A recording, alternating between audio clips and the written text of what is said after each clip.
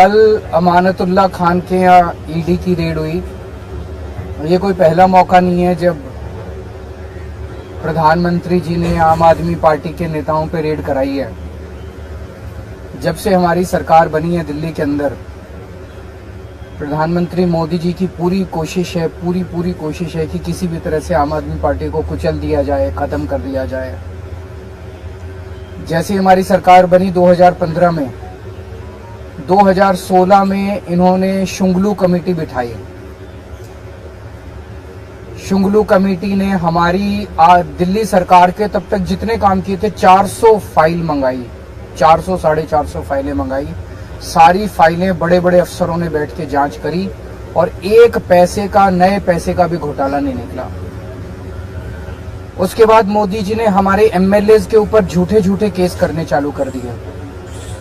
हमारे आम आदमी पार्टी के एमएलएज पे अभी तक 170 से ज्यादा केस कर चुके हैं, 170 से ज्यादा, और उनमें 140 से ज्यादा केसेस में जजमेंट आ चुके हैं, जिसमें सारे जजमेंट मोदी जी के खिलाफ हैं।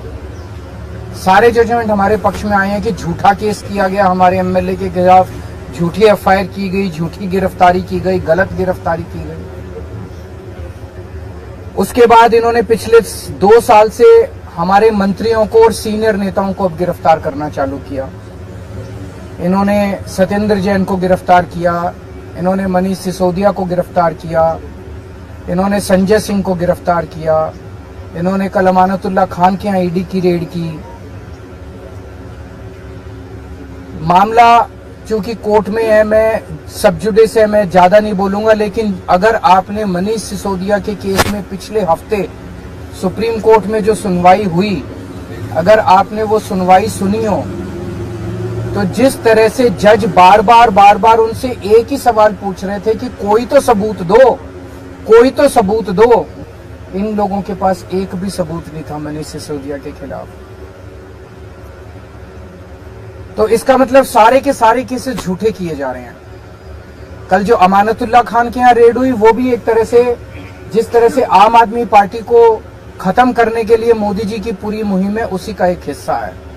आज तक एक नए पैसे का कहीं कोई हेराफेरी नहीं निकली। मैं नरेंद्र मोदी जी को चैलेंज करता हूं, आप इतनी इंक्वायरी हमारी, बोले बस घोटाला कर दिया केजरीवाल ने, सड़कों का घोटाला कर दिया, बिजली का घोटाला कर दिया, पानी का घोटाला, इतने घोटाले, इतनी जांच करा ली। एक नए पैसे का मैं चैलेंज करता हूं, एक नए पैसे का अगर आपको कहीं कुछ मिला हो, अगर मिला हो तो आपको लगता है मेरे को छोड़ देते मोदी जी, कहीं कुछ नहीं मिला उनको। तो ये सारी की सारी जितनी जांच चल रही है, ये सारी फर्जी जांच है और उनका मकसद भ्रष्टाचार खत्म करना नहीं है। दूसरी पार्टियों के जितने भ्रष्टाचारी हैं, सारे भ्रष्टाचारी उन्होंने अपनी पार्टी में शामिल कर लिए। हमने देखा महाराष्ट्र के अंदर अभी 2 दिन पहले जिन नेताओं को चिल्लाकर मोदी जी ने कहा कि इन्होंने 70,000 करोड़ का घोटाला कर दिया, उन सारे भ्रष्टाचारियों को, जो मोदी जी की नजर में भ्रष्टाचारी थे, उनको उन्होंने अपनी पार्टी में शामिल कर लिया। उन पे जितने केस कर रहे थे वो सारे केस खत्म कर दिए। तो भ्रष्टाचार, गुजरात के अंदर मोरबी ब्रिज गिर गया, मोरबी ब्रिज, कितने लोगों की मौत हो गई, कोई ईडी की रेड नहीं हुई, कोई सीबीआई की रेड नहीं हुई। इनके अपने राज्यों के अंदर, कर्नाटक के अंदर बताते हैं 40% कमीशन वाली सरकार, इनकी सरकार को फेमस कहा जाता था, कोई ईडी की रेड नहीं हुई उनके यहाँ, कोई सीबीआई की। बीजेपी वालों के अंदर, उनकी अपनी सरकारों के अंदर किसी तरह की जांच नहीं होती। अभी सीएजी की रिपोर्ट आई है, उसने इतने सारे इनके घोटाले निकाले हैं, कोई सीबीआई की रेड नहीं होती, कोई ईडी की रेड नहीं होती। बताते हैं ये अपने दोस्तों के इन्होंने अरबों रुपए के लोन माफ कर दिए, कोई ईडी की। तो भ्रष्टाचार खत्म करना इनका मकसद नहीं है, इनका केवल और केवल मकसद है विपक्ष के लोगों को किसी भी तरह से तंग करना। बहुत ज्यादा अहंकार हो गया मोदी जी को।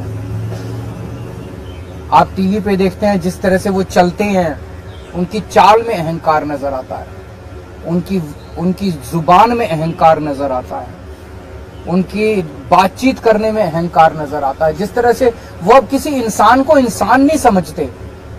और अगर किसी देश के राजा को इतना ज्यादा अहंकार हो जाए तो फिर उस देश की तरक्की कैसे हो सकती है। वो तो अब छोटी छोटी चीजों पे, हर चीज पे वो बदला लेने पे उतारू होते हैं। अगर किसी देश का राजा छोटे छोटे आम लोगों से हम लोगों की क्या औकात है? हमसे अगर बदला लेने पे अमानतुल्लाह खान की क्या, अगर इनसे बदला लेने पे, छोटे छोटे आम लोगों से बदला लेने पे उतारू हो जाएं, फिर वो देश तरक्की नहीं कर सकता। आज देश का माहौल बहुत ज्यादा खराब हो चुका है। पहली बार ऐसा हो रहा है कि देश छोड़ छोड़ के लोग दूसरे देशों की, भारत छोड़ छोड़ के लोग दूसरे देशों की नागरिकता ले रहे हैं। ऐसा कभी नहीं हुआ। इतने बड़े स्केल के ऊपर लोग भारत की नागरिकता छोड़ के, भारत छोड़ छोड़ के जा रहे हैं।